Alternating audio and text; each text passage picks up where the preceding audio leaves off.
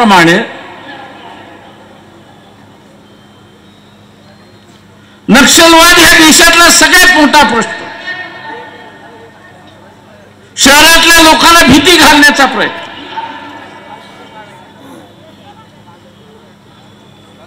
आणि इलेक्शन जिंकण्याचे मनसुबे राखले गेले. गेल्या 4 वर्षामध्ये विकासापासून अयोध्यापर्यंत आले.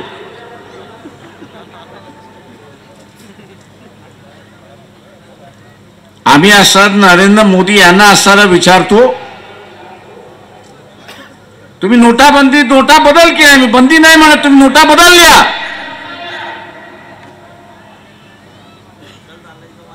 ज्यांच्या बँकेचा धन होता त्यांना नव्या मिळाल्या, पण ज्यांच्याकडे काळा धन होता त्या बदलल्या कशा ह्या तर सांगा.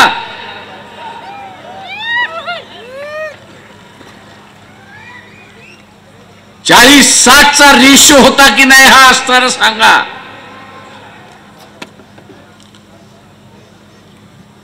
म्हणजे बिना टॅक्स पे केलेला असणारा जर पैसा असेल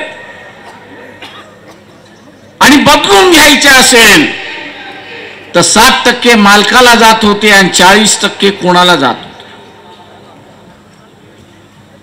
याचा हिशेब नरेंद्र मोदी आपण दिला पाहिजे, हा माझा आपल्याला असणारा सवाल आहे. मी वाटच बघतोय की माझ्यावरती त्यांनी केस करावी. इम्तियाज जलील अगर आप पर केस होता तो आपका वकील मैं ही खड़ा हूं. कारण नरेंद्र मोदीला मला कोर्टामध्ये हजर करता येईल.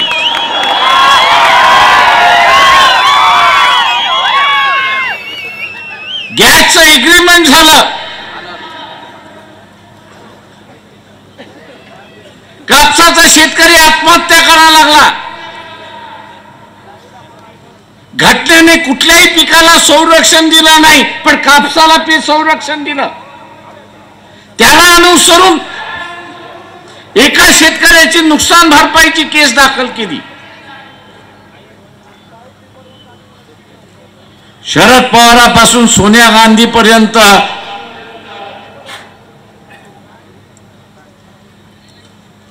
कोर्टामध्ये माझे साक्षीदार आहेत म्हणून मी सांगितलं.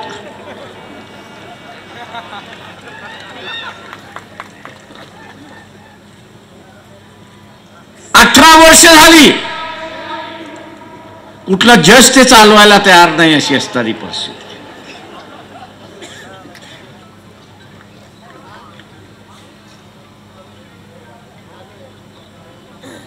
मी त्या जजला विचारतो, अरे बाबा कधीतरी चालव, घाई काही आहे प्रकाश, आपण चालू. पण मला असं वाटत नाही की ती केस निकालात निघेल असं मला वाटतं. तेव्हा इम्तियाज तुमच्यावरती केस झाली तर आपला पहिला साक्षीदार हा नरेंद्र मोदी राहणार, एवढं लक्षात.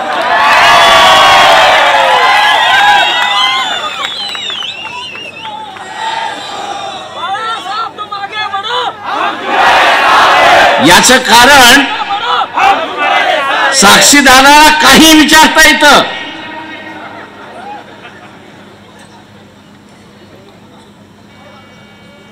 साक्षीदाराला काही विचारता येतं. तेव्हा तुला पहिल्यांदा आबरू आहे का हे पहिल्यांदा सांग, हेही तुम्हाला विचारता येईल.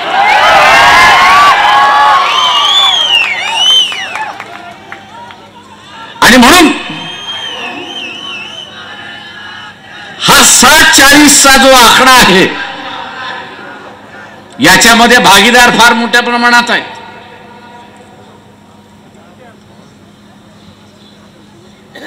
मी आजही सांगतो की ज्यांच्याकडे काळा पैसा आहे, म्हणजे टॅक्स न भरलेला पैसा आहे,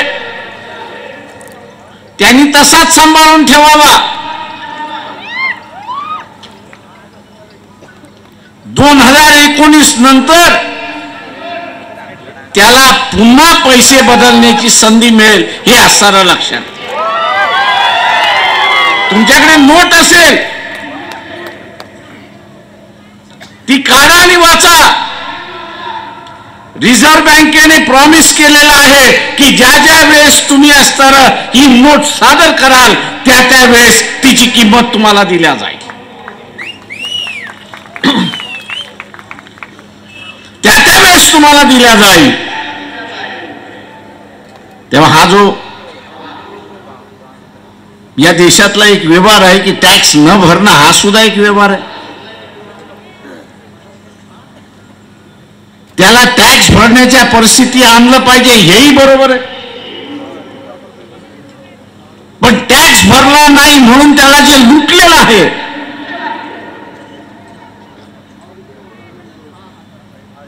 तो असा मला म्हणतोय वाद बघतोय, तुम्ही असं करणार नक्की का? म्हटलं महाराष्ट्रातले 40 खासदार आम्हाला जर आले तर म्हटलं होतं इथे असताना या बदल आम्ही केल्याशिवाय राहणार नाही, जुना नोटा पुन्हा बदलल्या जातील हा निर्णय आम्ही घेतल्याशिवाय राहणार नाही, हे लक्षात घ्या.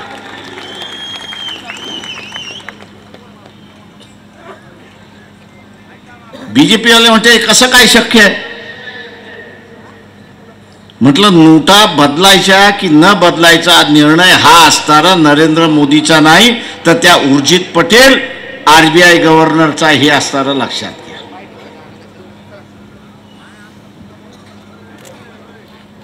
इथलं शासन हे कंगाल झालेलं आहे. अरुण जेटलीचं असताना 4 दिवसापूर्वी 5 दिवसापूर्वीचं स्टेटमेंट होतं की आमच्याकडे एवढी गंगाजल आहे की 6 महिन्यापर्यंत चालेल.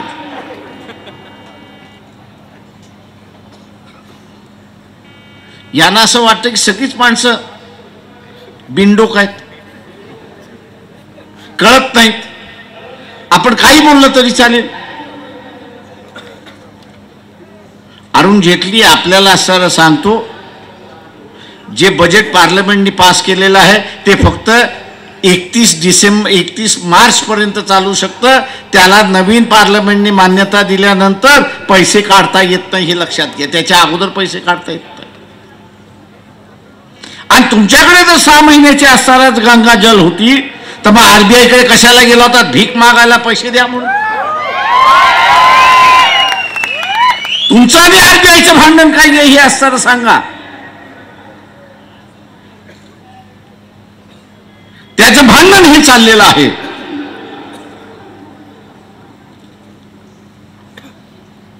की या देशामध्ये 10 लाख कोटी जे बँकेचे डुबलेले आहेत असं मी त्या ठिकाणी म्हणतो, त्याला ते एनपीए म्हणतात, नॉन परफॉर्मिंग एसेट म्हणतात.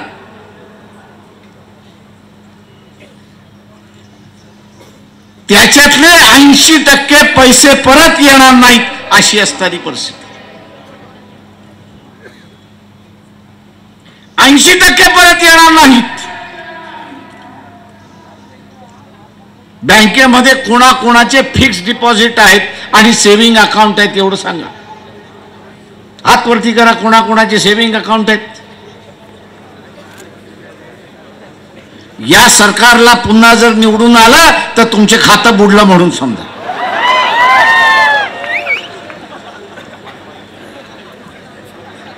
तुमचं खातं बुडलं. आज एटीएम वरती गेलात, बँकेमध्ये गेलात, तुम्हाला पाहिजे तेवढे पैसे काढता येतात का? साधा व्यवहाराचा हिशेब सांगतो. तू आज बँकेमध्ये गेलात तर तुम्ही असं पाहिजे तेवढे पैसे काढू शकता का? एसबीआय सारखी म्हणजे स्टेट बँक ऑफ इंडिया सारखी बँक हिने असं सांगितलं की एटीएम मधनं पैसे काढायचे असेल तर 4000 फक्त तुम्हाला काढता येतील. बंदी कधी येते? पैसे काढण्याची बंदी कधी येते? ज्यावेळेस तुमच्याकडे पैसे नाहीत त्यावेळेस बंदी येते.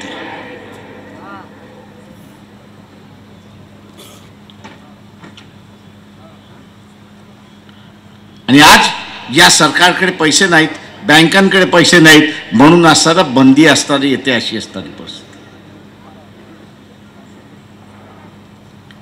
अनेक जण म्हणतात ह्यांना राज्य चालवता येत नाही. मी म्हणतो ह्यांना राज्य चालवता येत नाही तर हे ह्यांना चालवता येतं. पण ह्यातल्या असणाऱ्या सामान्य माणूस जो मनुवाद आणायचा आहे, हा मनुवाद आणायचा असेल तर इथला आर्थिक दृष्टिकोनातून माणूस कमकुवत पाहिजे.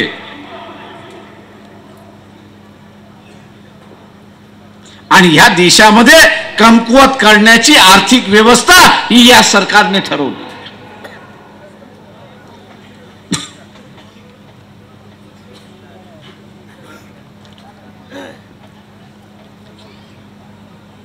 आणि म्हणून असं म्हणतोय की बँकेवरती आता संकट नाहीये, पण 10 जून नंतर निश्चितपणे बँकेवरती संकट आहे हे असताना लक्षात घ्या.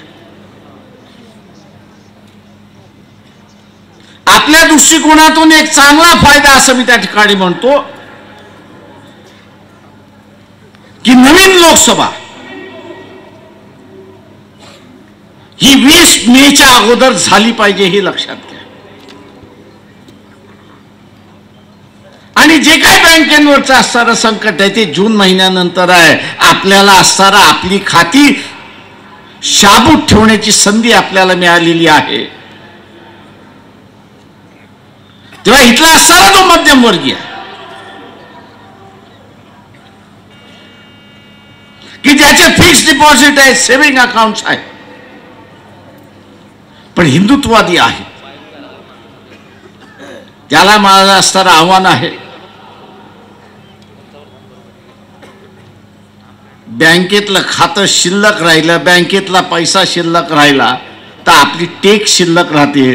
बँकेचं खातं बुडलं तर आपली टेक संपली हे असणारं लक्षात.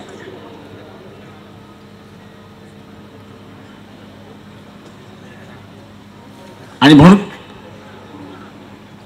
काँग्रेसवाले बोलणार नाहीत, राष्ट्रवादीवाले तर बिलकुल बोलणार नाहीत. का 40% हिस्सेदारी आहे याची मला खात्री आहे. फक्त तख्त बदला, 2019चा तख्त बदला,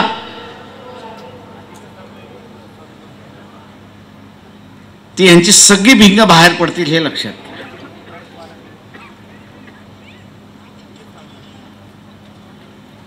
दोन 2016-2017 मे पर्यंत सगळ्या नोटा आल्या, सगळ्या नोटा आल्या. मग आम्ही असं विचारतो तुम्हाला असं 1.5 वर्ष का लागला किती नोटा आल्या हे सांगण्यासाठी?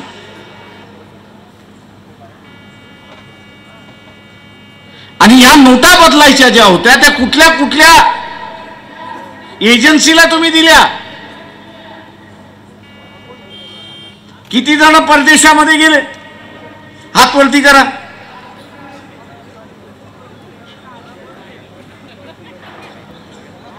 बघा, जो कोणी परदेशामध्ये जातो त्याला माहित आहे की ज्या देशामध्ये जायचं आहे त्या देशातलं नाणं जर घ्यायचं असेल तर रिझर्व्ह बँकेमार्फत घ्यावं लागतं. एक भाग. आणि दुसरा भाग, तुम्ही परदेशी देशातलं नाणं तुमच्याकडे ठेवू शकता का? तर नाही. नरेंद्र मोदी, तुम्ही आम्हाला असणारं एवढं सांगा की भारतीयांना तुम्ही असणारं 31 डिसेंबर ही असणारी शेवटची तारीख दिली. 31 तारीख तुम्ही 31 डिसेंबर जी आहे ती भारतीयांना दिली. पण NRE आणि NRI,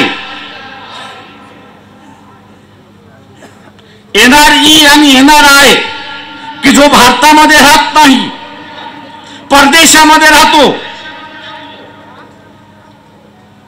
त्याला 31 मे पर्यंत नोटा बदलण्याची संधी कशी काय दिली?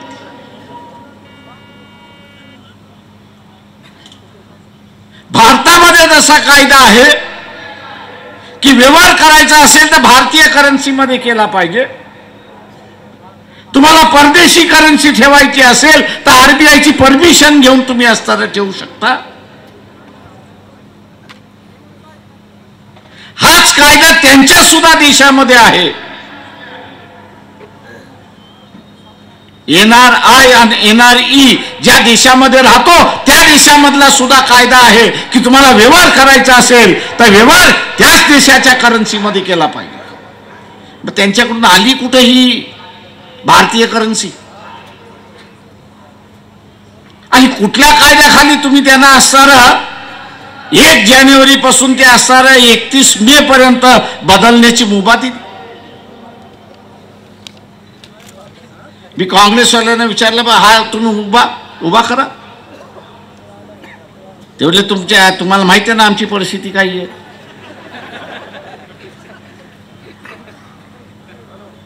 छत्तीसगडचा आणि मध्य प्रदेशच्या निवडणुका होऊन जाऊ द्या मग मी त्याच्यावरती बोले.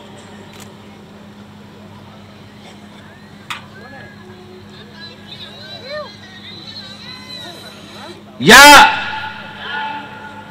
परिस्थितीमध्ये आपल्याला असताना आपला वेगळा मार्ग काढावा लागेल. मला अनेक जण म्हणतात काँग्रेसवाल्यांबरोबर तुम्ही बोलत का नाही. परंतु इथल्या असणाऱ्या मोगलाई मराठ्याला आपण चालतो का हा पहिल्यांदा त्याच्यातला प्रश्न आहे.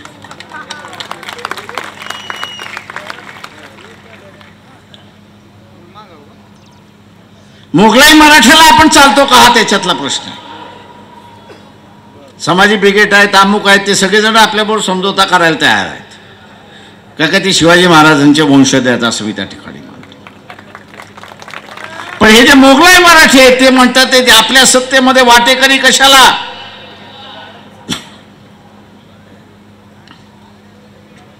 बारा जागा मागितल्या अजून बोलायला तयार नाही.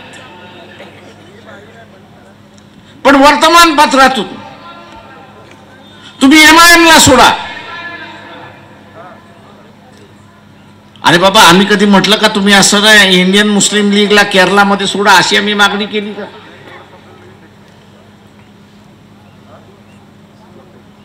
आम्ही जसं तुम्हाला सांगत नाही तसं तुम्ही आम्हाला सांगू नका. आमचा राजकीय समझोता झाला राजकीय युती झाली जसं आहे तसंच तुम्ही असणारा स्वीकारा. तुम्ही स्वीकारलं नाहीत आम्हाला तर तुम्ही सेक्युलर नाही तुम्ही असणारा बीजेपीला मदत करताय. काँग्रेसवाल्यांना माझ्यापेक्षा फार चांगलं कोणाला माहित नाही की तुमचं आणि बीजेपीचं नातं काय आहे हे त्या मला माहित आहे.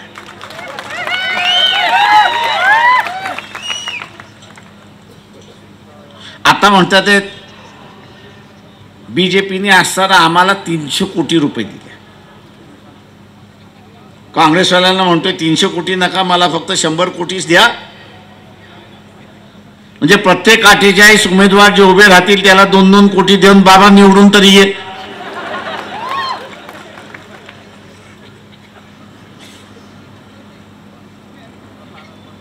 मला पॅन्थरच्या काळामधलं आठवतंय की त्या काळचं सगळं नेतृत्व दारुडे होतं. म्हणजे प्रचार केला जात होता दारुडे आहेत रंडीबाज आहेत व्यभिचारी आहेत. आता तसं काही लेबल मला लावू शकत नाही म्हणून असणारे विकाऊ आहे म्हणून लावल्या जाते काँग्रेसवाल्यांना.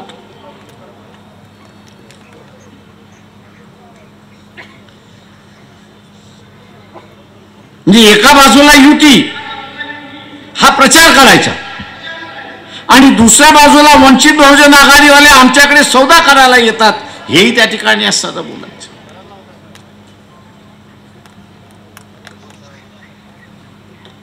मी असणारा एवढंच फक्त असणारा दोघांनाही विचारतो NCP काँग्रेसवाल्यांना विचारतो की नागपूरच्या कोर्टाने नागपूरच्या बेंचनी विचारलेला प्रश्न याचा असणारा अजून देवेंद्र फडणवीस उत्तर का देत नाहीत. सिंचन घोटाळ्यामधला विचारलेल्या प्रश्नाचं उत्तर का देत नाहीत की कोण मंत्री त्याच्यामध्ये अडकलेले त्याचं नाव का सांगत नाहीत आणि अडकला आहे की न अडकलाय त्याचं नाव का सांगत नाहीत. समझोत्यात आम्ही बसलोय की तुम्ही बसलाय. मराठा आरक्षणाचा आवाज 29ला सादर केला जाईल आणि 30 तारखेला विधानसभा भंग केला जाईल अशी असणारी परिस्थिती आहे. साठ लोट कोणाच आहे? समाजामध्ये भांडणं लावायची, एकमेकांनी लढत राहायचं अशी असणारी परिस्थिती आहे. याला कुठेतरी अंत आपण केला पाहिजे हे लक्षात घ्या. एका नव्या पर्वाची सुरुवात करणं गरजेचं आहे. आणि या नव्या पर्वाची सुरुवात करायची असेल तर या देशामधला जो जो वंचित आहे तो इथल्या विधानसभेमध्ये आणि पार्लमेंटमध्ये गेलाच पाहिजे, ही भूमिका आपली त्या ठिकाणी असते. मक्तेदारांची सत्ता गाडूनच टाकायला.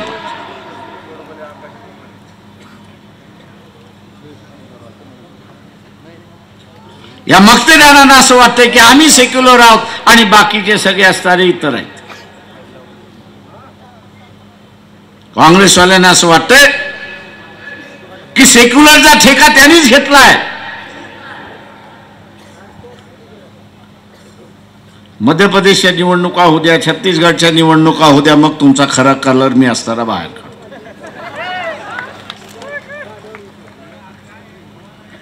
उद्याच्या या 2019च्या असणाऱ्या निवडणुका जे जे मनसुबे आपण मानले ते सगळे भंग होणार.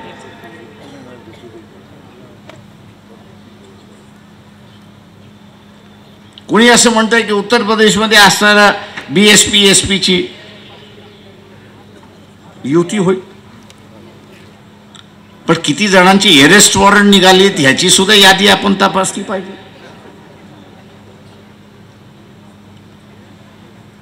आता अरेस्ट वॉरंट मध्ये अरेस्ट व्हायचं की बाहेर राहायचं हे ठरवलं पाहिजे.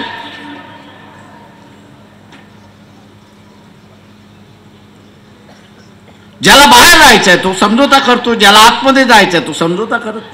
आणि म्हणून आम्ही म्हणतोय की आतमध्ये जायला आम्ही तयार आहोत का आम्ही समझोता करायला तयार नाही. आणि म्हणून 2019च्या निवडणुकीची या राज्याच्या नंतर 4 राज्याच्या निवडणुकीनंतर वेगळी वाटचाल राहील हे लक्षात घ्या.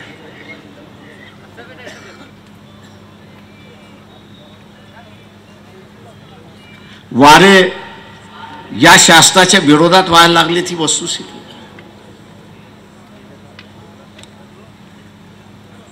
तेव्हा आपलं वारं कायम राहिलं पाहिजे म्हणून असताना अनेक प्रयत्न करते.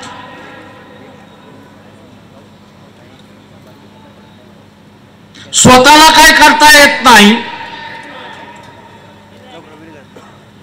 म्हणून प्राध्यापक चव्हाणांनी म्हटल्याप्रमाणे आपल्या असताना मार्फत अयोध्येचा प्रश्न उपस्थित केला.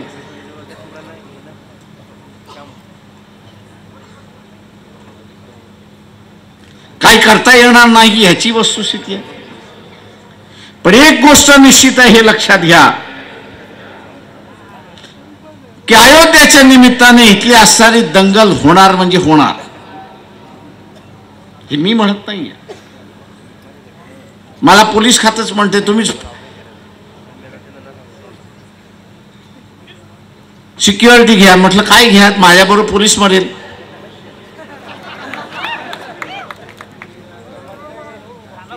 तर मी त्यांना म्हटलं काय गरज आहे, ते पोलीसवालेच मला सांगताय साहेब दंगल होणारच आहे.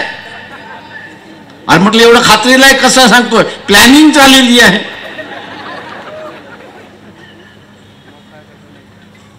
या पायाखालची सत्ता गेली आहे, पायाखालची सत्ता गेलेली आहे आणि ती पुन्हा वाचवायची असेल तर तोच पोलीस मला सांगत असतो की दंगलीशिवाय या सरकारकडे आता दुसरं काही राहिलेलं नाही. तेव्हा इथे दंगल होणार नाही याची दक्षता आपण घेतली. दंगल होणार नाही याची दक्षता घेतली.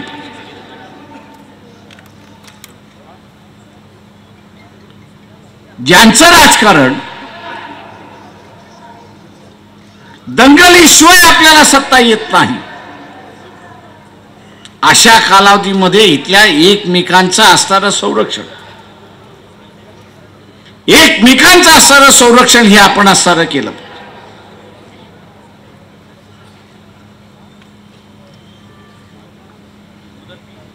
65 असणारे युद्ध मला आठवतंय.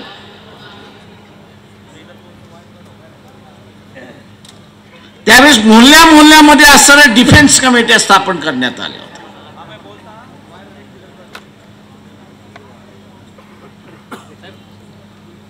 तेव्हा हे जे चौताळलेलं सरकार आहे,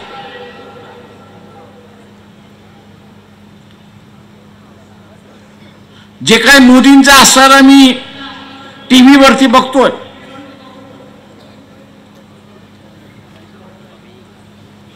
हल्ली रौनक संपलेली आहे, चिंताच फक्त त्या ठिकाणी दिसते. आपली एक घोषणा असते, हमसे जो टकराएगा हिटलर की मौत मरेगा. तर ती चिंताने ग्रासलेला माणूस मला दिसतोय. जेव्हा चिंतेने ग्रासलेला माणूस काहीही करू शकतो. आणि म्हणून अयोध्येचा प्रश्न उपस्थित केला.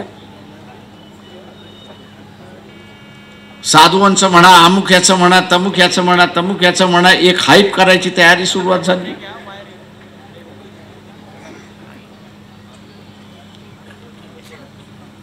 हा जो माहोल तयार करण्याचं कारण झाले, त्याचं कारण काय?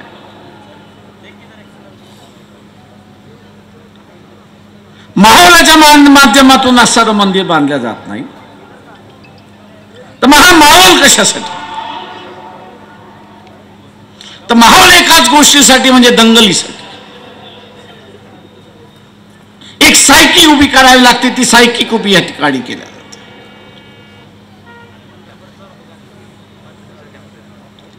पुण्याची सभा आहे, जर्मन बेकरीचा असणारा ब्लास्ट आपल्या सगळ्यांना माहित आहे.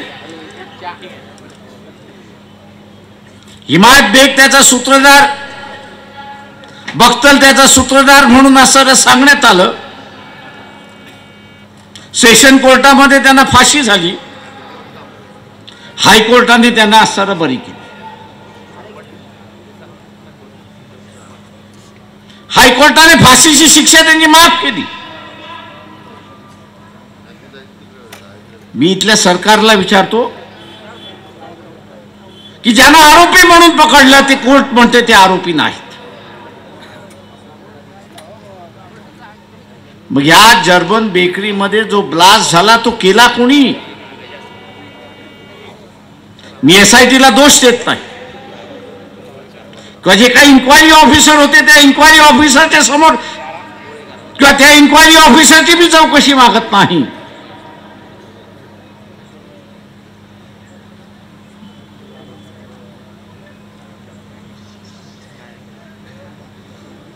त्याचं कारण की ज्यांनी नेमणुका केल्या होत्या त्यांनाही माहिती आहे की हे कोणी केलेलं आहे. जसं आज आपल्याला इथे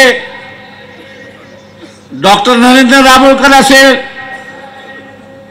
पानसरे असतील, कलबुर्गी असतील, गौरी लंकेश असेल, त्यांचे मारेकरी सापडत नाहीत, त्यांची हत्यारं सापडत नाहीत. सापडत नाहीत की शोधायची नाहीत. ज्यांच्याकडे उंगली दाखवल्या जाते त्यांच्याकडे बघायचं नाही. तोच प्रकार हा असणारा जर्मन बेकरी मधला आहे का? आणि म्हणून जे एक भीतीचं वातावरण, भयाचं वातावरण, दंगलीचं जे वातावरण केलं जातंय, याच्यातून आपण मुक्तता स्थापन करणार आहोत की नाही, हा महत्वाचा भाग आहे. दंगल आणि भय याचा वापरून उद्याची लोकसभा जिंकायची असं ज्यांचे मनसुबे आहेत, त्यांचे मनसुबे आपण पाडले पाहिजेत, हे लक्षात घ्या.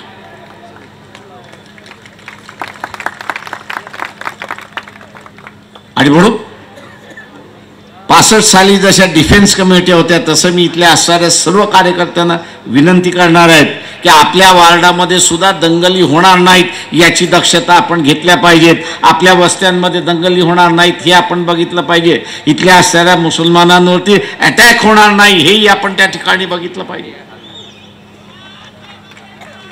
त्या दंगलीशिवाय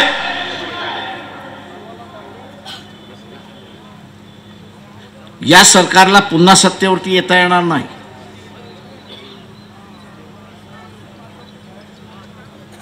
आणि म्हणून या संविधानाच्या निमित्ताने, संविधान दिवसाच्या निमित्ताने जो काय बदल शांततेने आला पाहिजे, मताच्या रूपाने आला पाहिजे,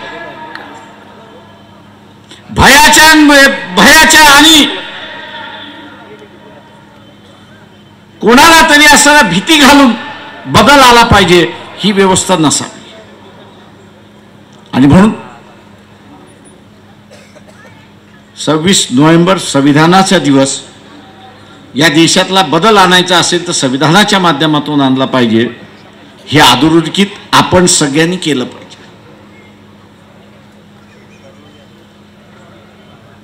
इथे दोनच गोष्टी आहेत. एक तर अयोध्येच्या निमित्ताने इथला असणाऱ्या हिंदू मुसलमानाची दंगल नाही, तर पाकिस्तान बरोबर युद्ध.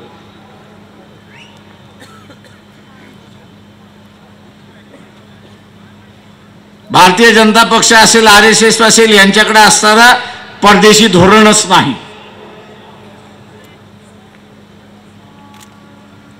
सिखांसाठी गुरु नानक यांचं जन्मस्थान फार महत्वाचं आहे. ते पाकिस्तानमध्ये आहे. 550 वर्ष पूर्ण होणार आहेत. दरवाजे उघडले जाणार आहेत. आणि त्यावेळेस प्रस्ताव आला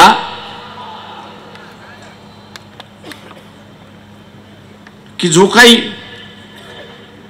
रस्ता करण्याचं काम आहे त्याचं असणारे जे पूजन आहे ते जॉईंटली करू. यांनी सांगितलं नाही.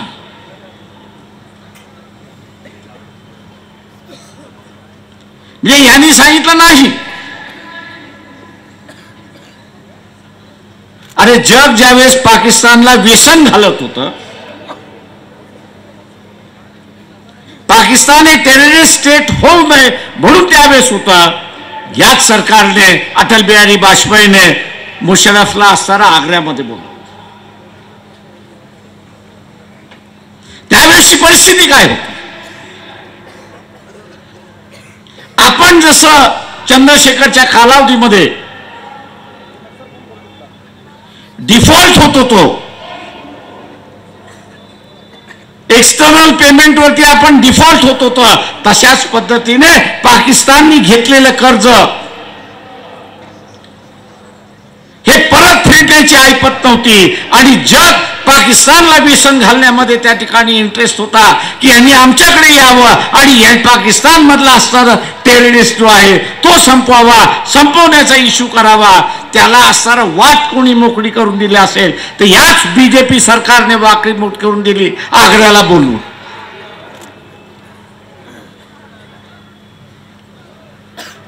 RSS बीजेपी वाल्यांना विचारतो, तुमचा आणि IS वाल्यांचा असणारा काय छुपा समझौता आहे का, तो आम्हाला सांगा. म्हणजे जग पाकिस्तानला असणारा कैदी करायला बघत होती आणि भारत त्याला असणारा मुक्तता द्यायला निघाला होता. आज पुन्हा जो काही शीख समूह आहे त्या शीख समूहाची असणारी विश्वासार्हता एक धार्मिक निमित्ताने पुन्हा भारताकडे असताना येता येत असेल आणि करता येत असेल तर या सरकारने असणारा कपूरतारा रिजेक्ट करून इथं असताना पुन्हा दुफळी मांडली आहे हे आपण लक्षात घ्या.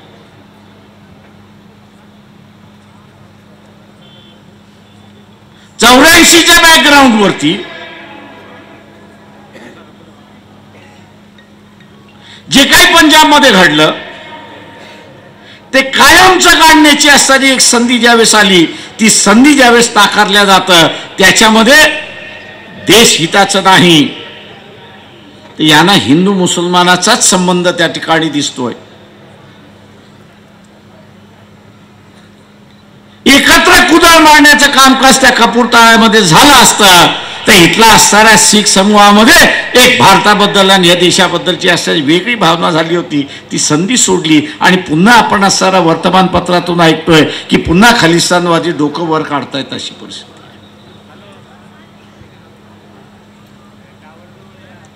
आणि म्हणून मित्रो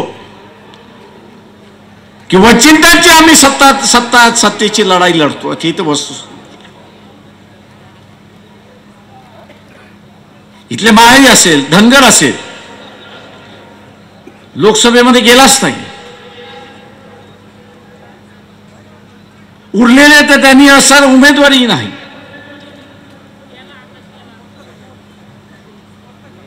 समझोता करा म्हणून असं त्या ठिकाणी म्हणतात. आणि आम्ही ज्यावेळेस म्हणतो अरे बाबा ह्यांना असं उमेदवारी द्या मग आपला समझोता होतो, नाही आम्ही असं देऊ शकत नाही.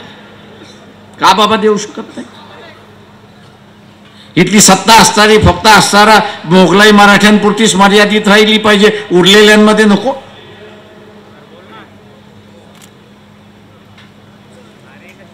एकशे 69 कुटुंब या महाराष्ट्रावरती राज्य करतात, त्यांच्याच मध्ये राहिली पाहिजे. आणि तेच या महाराष्ट्रातले असणारे मोगलाई मराठे आहेत.